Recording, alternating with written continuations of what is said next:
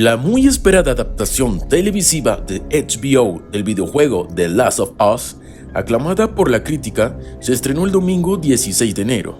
Es una adaptación de la serie de juegos del mismo nombre, que tiene 8 episodios y está protagonizada por Pedro Pascal como Joel y Bella Ramsey como Ellie.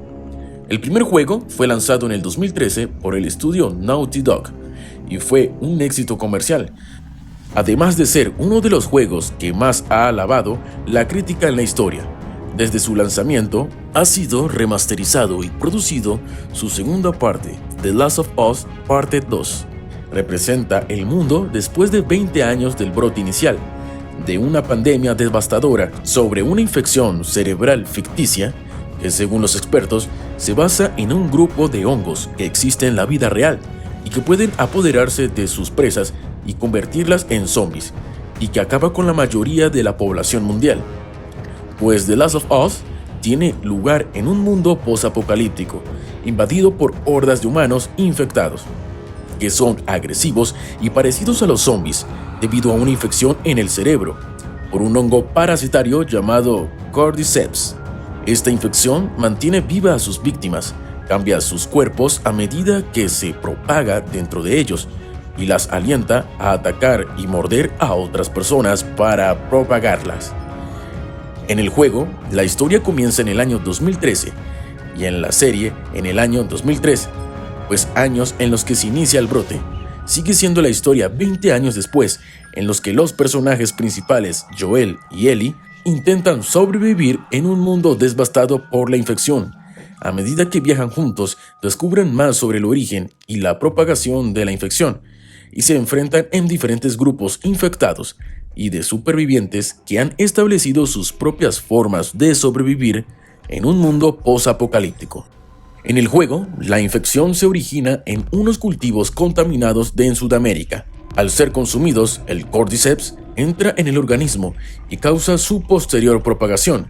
Mientras tanto, en la serie, la Zona Cero se encuentra en Yakarta, capital y ciudad más poblada de Indonesia, lo cual tiene bastante sentido, ya que la mayoría de los hongos Cordyceps se encuentran en Asia en la vida real.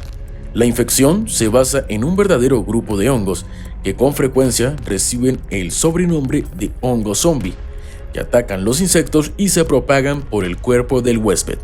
En algunos casos, pueden manipular la precisión y su comportamiento para propagar la infección.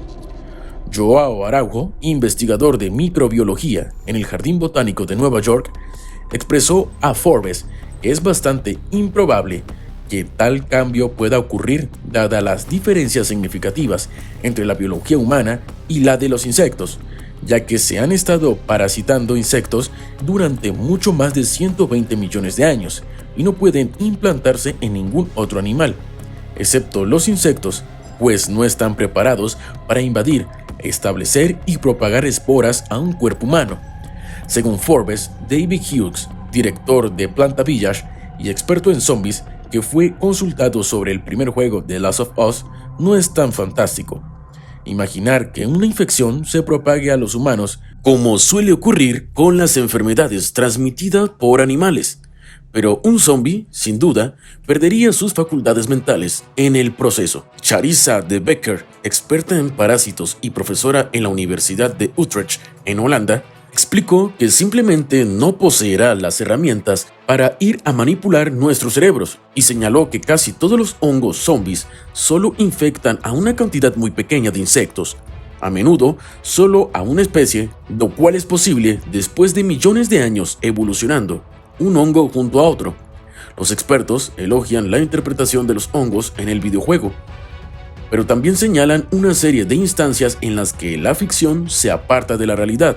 De Becker declaró que era fantástico que los resultados se representaran como criaturas vivas en lugar de no muertos, que se usan más comúnmente en el género zombie, pero agregó que su comportamiento agresivo no era consistente en lo que estaban haciendo los insectos, que se infectaban en la vida real. Estos insectos normalmente se ven obligados a ponerse en una zona que asegure una dispersión óptima en las esporas, para maximizar la posibilidad de infección.